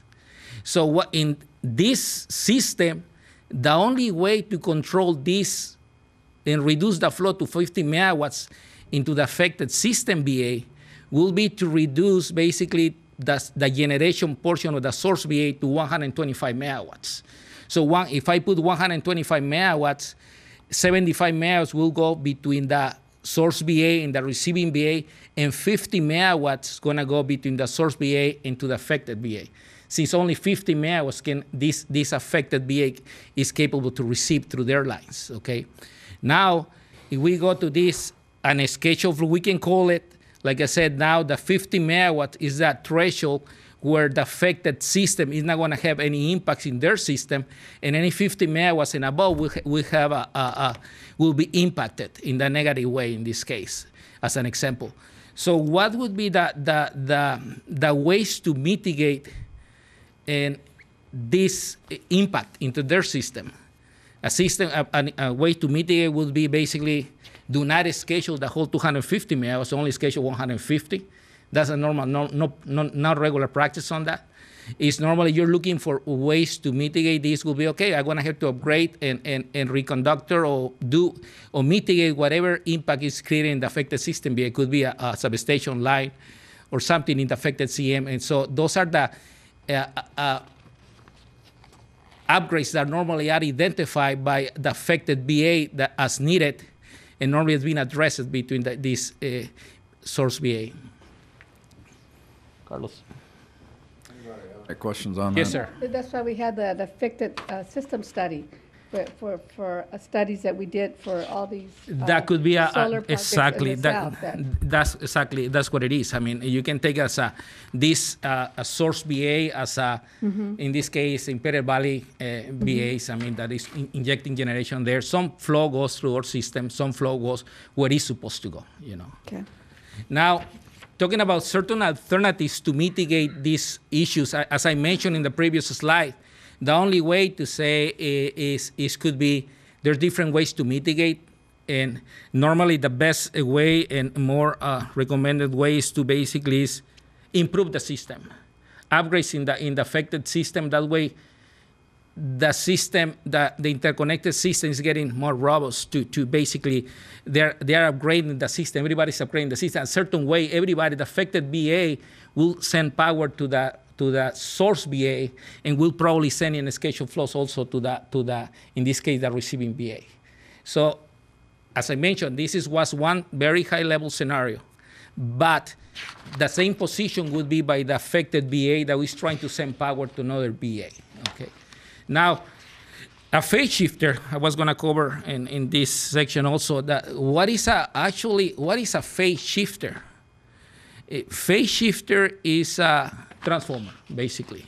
Normally, transformers are used to change voltages from a high voltage to lower voltage or lower voltage to higher voltage. I mean, it's a transformation of voltages. In this case, a phase shifter is regularly the same voltage, the primary side and the secondary side. So what this phase shifter is doing, the phase shifter transformer, the only thing it's doing basically is like a water gate. I mean, either close the gate or open the gate. You know, you have the ability to control the flows. Carlos, can you go back to the slide? Okay, in this case would be, I mean, this would be something that is an example. I mean, if you got a pointer there with you, the red pointer. Yeah, let me. Where is it? Sorry for that. But where is it?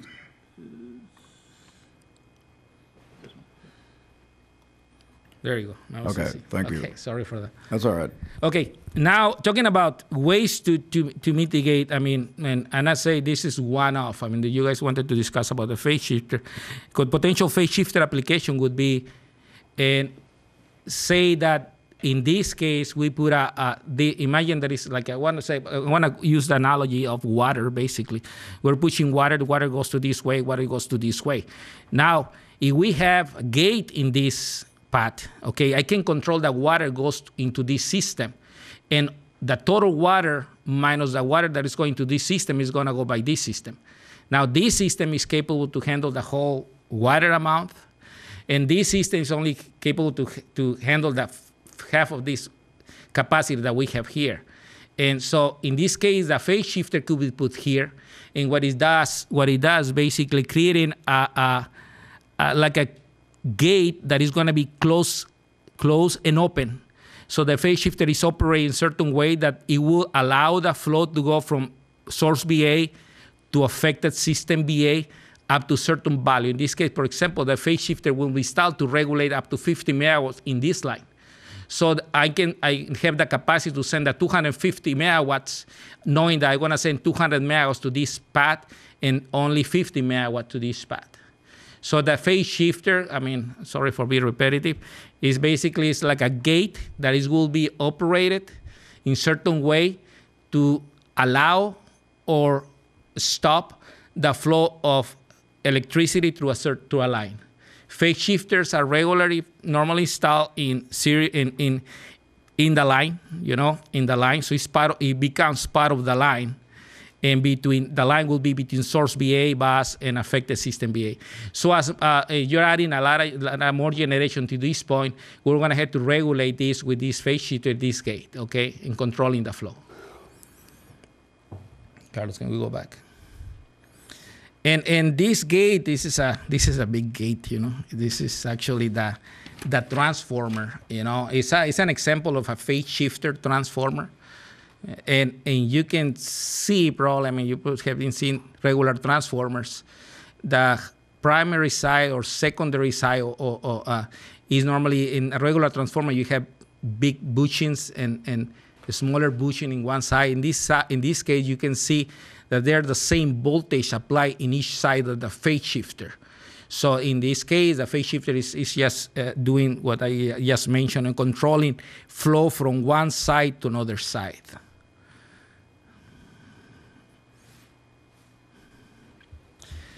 Now let's talk about the phase shifter. Phase shifter is actually a good matter and simple matter and to control flows to a parallel system. And like I said, loop flows, parallel flows, inadvertent flows, whatever you want to call it.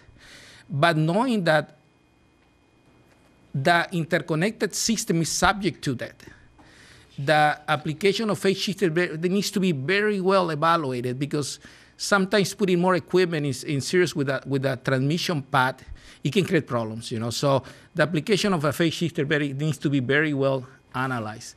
Normally, it should not interfere with plans, you know, of utilities. And in this case, we can see this is the application. I mean, let me see. Carlos, I turn it off. You turn it off? Now, okay. I pushed the wrong button. This is the button we should plan. I think it's that one. Okay, no one. Now, can you go back to the previous one, Carlos, please? No, this is the move. This is the pointer device. Do not touch it, okay? There you go. I'm sorry for that. Okay, so going back, phase shifter applications in general. Control loop flows, control parallel flows, control and schedule flows, whatever I was saying. I mean, this is the 100 megawatts controlling it to 50 megawatts in that particular line. Now, in this case, the application is between a neighboring system. The source BA flows between the source BA and the affecting BA. It would be basically what this bullet is trying to address. And congestion relief, basically, and we're creating congestion parallel system. A phase shifter application is to relieve this congestion. And related, the three bullets are basically saying the same, you know. And a good application, and normally a most recommended application in this case, is to increase the total transfer capacity on paths. When I'm trying to say increase the total transfer capacity on paths, in the interconnected system, there's multiple lines going from one point to another point. I mean, from one BA to another BA, normally long transmission lines. And normally a path is composed for 2, 3 multiple transmission lines. I mean, say 4 lines and of certain capacity and another line that has limited capacity. So sometimes when you're scheduling flow from one path through this path, you're trying to send all this flow out, and the line with limited capacity creating the limitation for the whole path, because you cannot schedule the whole capacity of the path because that particular line you're creating problems on that particular line. Sometimes the phase shifter is put in place in that lower capacity line to limit the flow, or vice versa. Sometimes the phase shifter is used to optimize the use of certain lines to push the flow to that particular line because the flow doesn't go there. So you try to push the flow into that. So I just emphasizing in this bullet because this is one of the main application of phase shifters, you know, and to optimize the transmission system in major transmission paths. And it's a good application. It has been used in the whole WCC system. And just adding phase shifters sometimes to mitigate a small loop flows mitigation. Sometimes there's other options to do it. Carlos. Okay, now we're going to speak in specific on the S-line of phase shifter, you know. One of the issues on the S-line phase shifter, we can say, okay, it's a good option to mitigate flows toward IID. I mean, it's blocking the flow when we don't want it, and it's a good option. The only issue is that phase shifter needs to be working in parallel. I mean, and looking what is the plans for that on the transmission system in that area. Like I said, the phase shifter could be used to block flows through that particular line. So you want to create.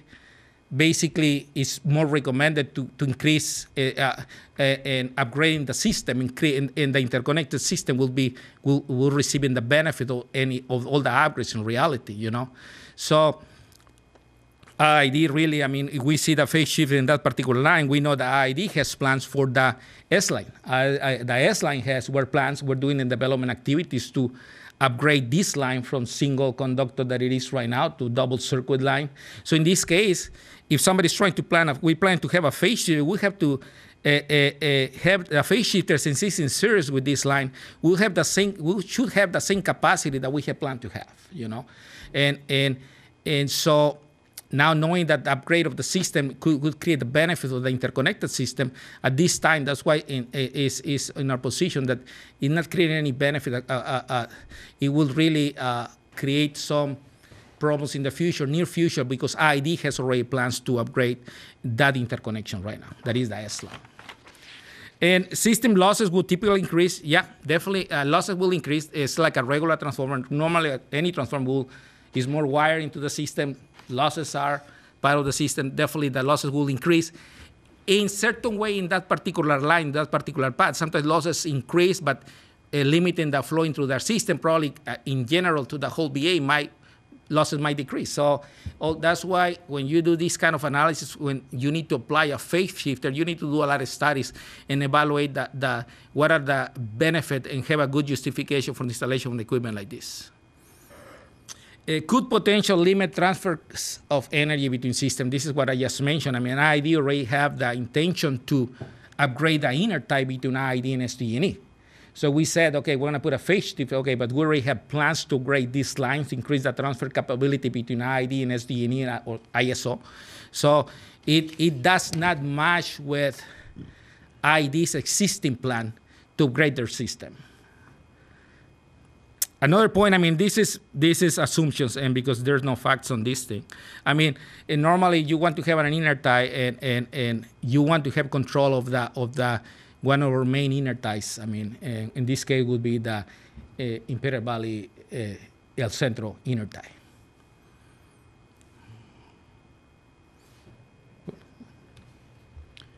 What is next?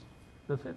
Okay, I think I finished. Any questions on this? And Carl, would you mind repeating what you said at the energy comments about the phase shifter and CalISO?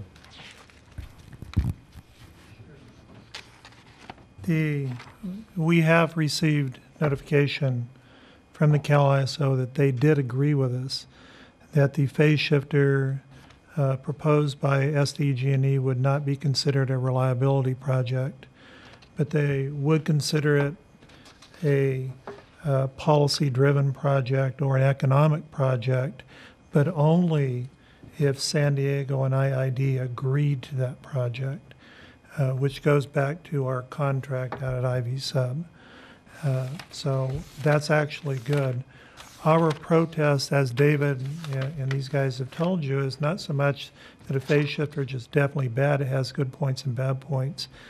But it can't be arbitrarily decided by another company to stick a phase shifter in on our section of the line. They have to go through a lot of planning studies to make sure that that coordination is there, and that's in conjunction with what we want to do.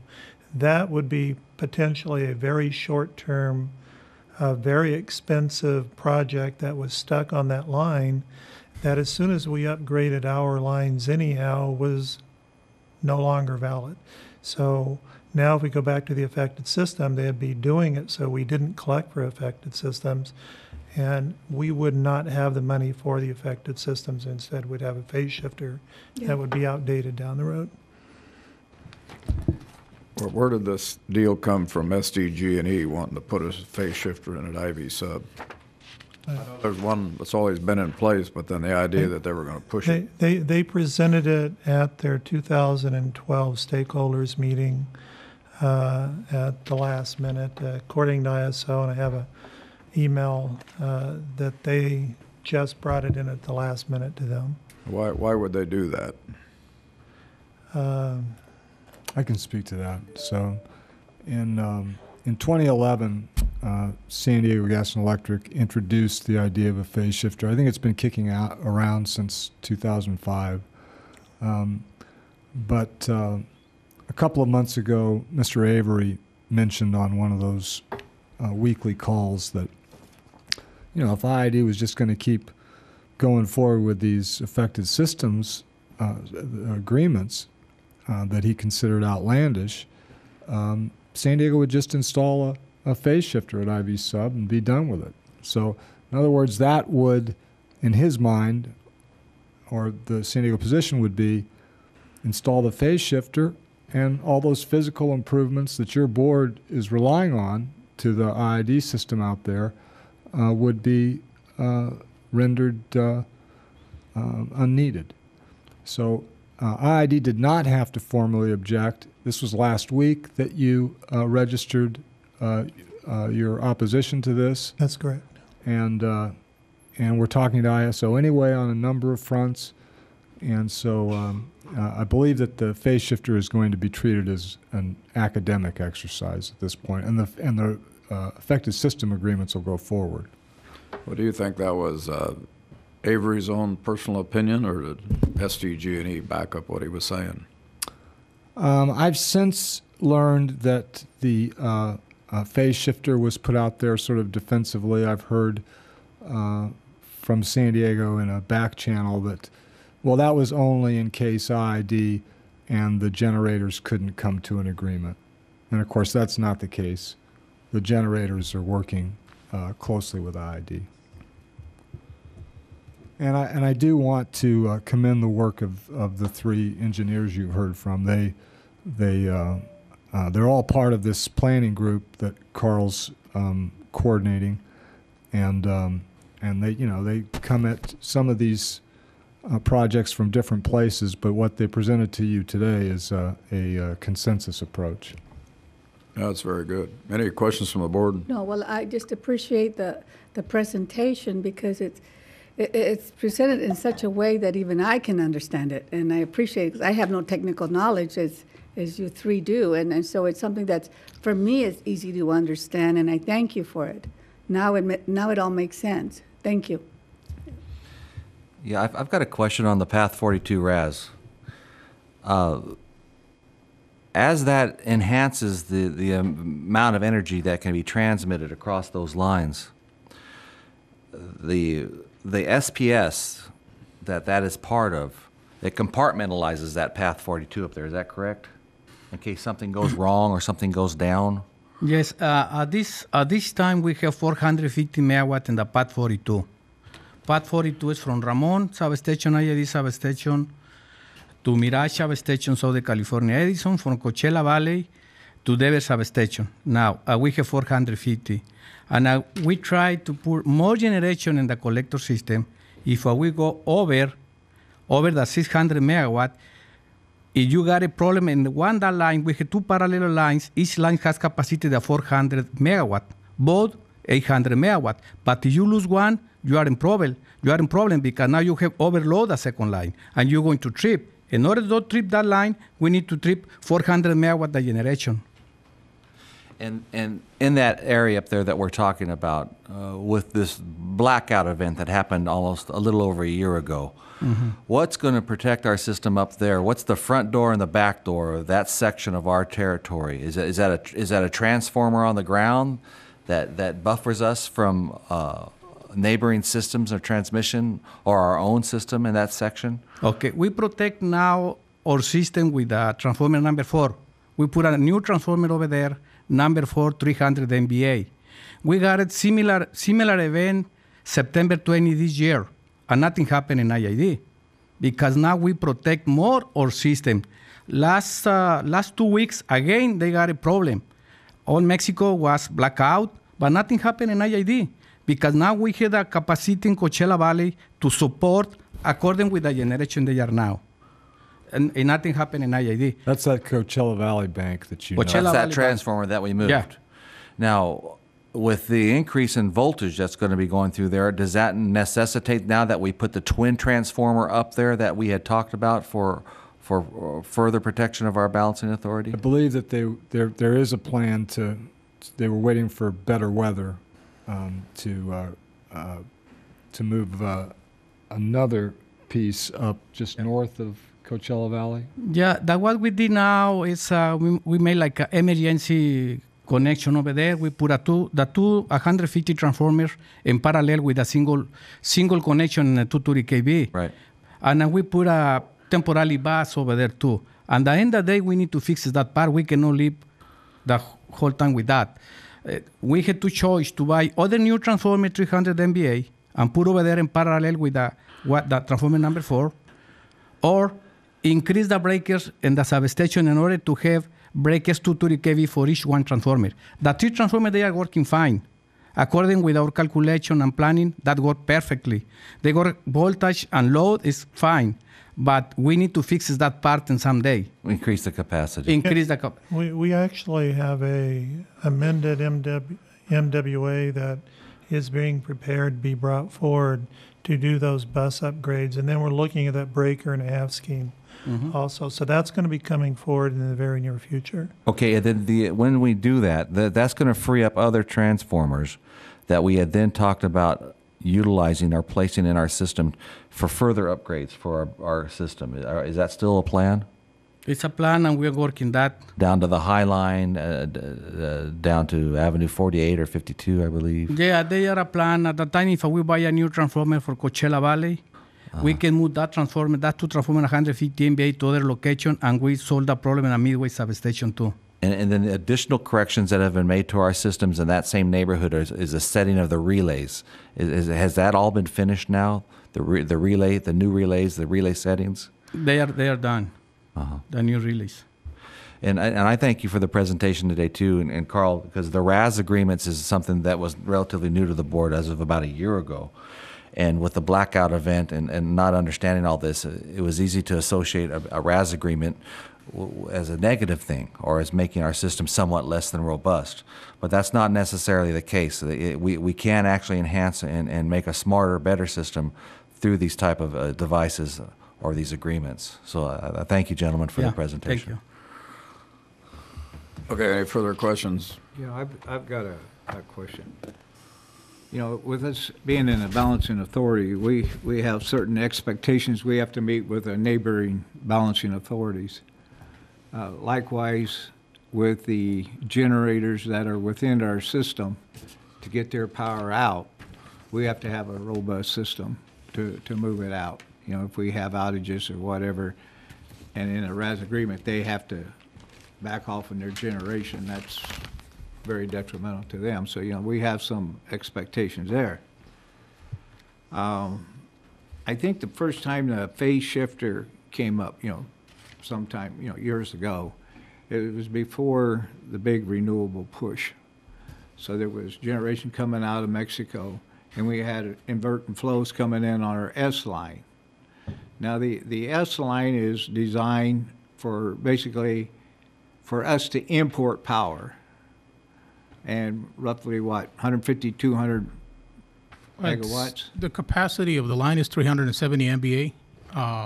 We can import, export, but our normal flows or our scheduled flows are pretty much around 165. Okay, so if we have inverting flows coming in, okay, then as being a balanced authority, we have to push it back out. Is that correct? If it goes over the SOL limit, then we'll do counterflow. Okay, so then, as Carl said, if there's within the system operation limits, it's fine. It's no issue.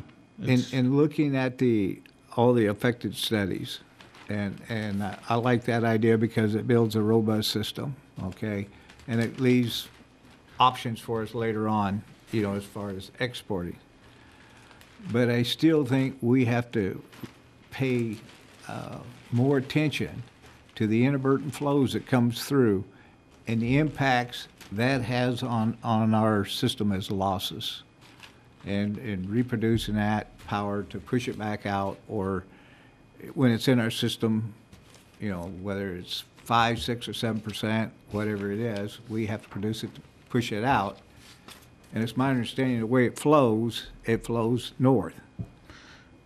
Well, the way the system it is, and with the system upgrades, basically, you know, Central Unit 3 repowering, you know, some of those unscheduled flows are being pushed in the opposite direction. So Maybe that'll slow down on that. Yeah. But I think that's an area, you know, we come a long ways in trying to get control over costs and align our budgets and so forth. But that's still an area that needs some special attention. And, you know, whether, I think when the phase shifter came up first, it was talk, you know, because there wasn't no talk about exporting. It was all talk about importing. We had our import needs.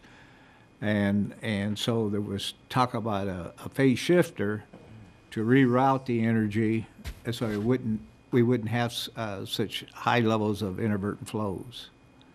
Okay, but now with all the regulatory issues, renewable energy generators and so forth, is a whole new ball game. So we have to shift gears in it, and I think just the circumstances of the most recent outage that didn't affect us is proof that we're moving in the right direction. And I would encourage you guys to go with the effective studies and build our system up robust so it guards against everything. It protects us when we need to import. It also helps us export, and at the same time, hopefully we find some way to slow down on our system losses. Yes, as you mentioned, we considered the phase shifter in 2005, 2006. We even spent time with an MOU with San Diego Gas and Electric. But after doing some studies, analysis, we dismissed that option. And again, that works when you have a static system, but in the dynamics that we have right now, with all this renewable, a boom, that we have, we don't think is necessary. Well, it's a good option. And as I understand it, the best rationale for physical upgrades to the IID system is the 2011 outage, is the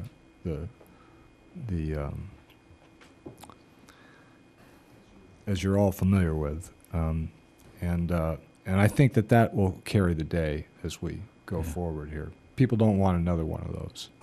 I think there's one more thing in answer to your question. You talked about us dispatching counterflow when we had an increase in our SOL limit out there. With the affected system, one of the things we're working with the Cal ISO is not for us to dispatch counterflow because of the flows coming into our system. It's for Cal ISO to curtail those flows so that we don't have to spend our money for generating, rather than having them curtail and bringing that back in to alignment with that SOL. So we're working on an MOU. We've talked to them on the phone the other day so we can get that agreement in place. Once we have that, we will file it with WEC. We've already talked to WEC, and they'll do an operational procedure once they get that says under this condition, call ISO instead of IID. And then they'll use their congestion management to bring that overload down rather than somebody calling Dan's group and having them bringing up a generator and us spending money with our ratepayers. And don't those LGIAs that the generators have call for Cal ISO to assume that function? Yes, and that's I think we have James Cook back there, and that their relationship is with the Cal ISO. Our relationship is with the Cal ISO, except for these affected system agreements. So, with these affected system agreements and the money that we're talking about utilizing to make our system more robust in the Mount Signal West Side area, when that's done, won't that address some of these inadvertent flow issues that Director Hanks has brought up earlier? Will that make those inadvertent flow situations less of an issue in that area, at least? Yes. In steady state conditions, what we have seen is that unscheduled flows is not a significant issue. I think most of this overloads or concerns are for contingencies. Yeah. One element out of service, two elements out of service, that creates some overloads in our system.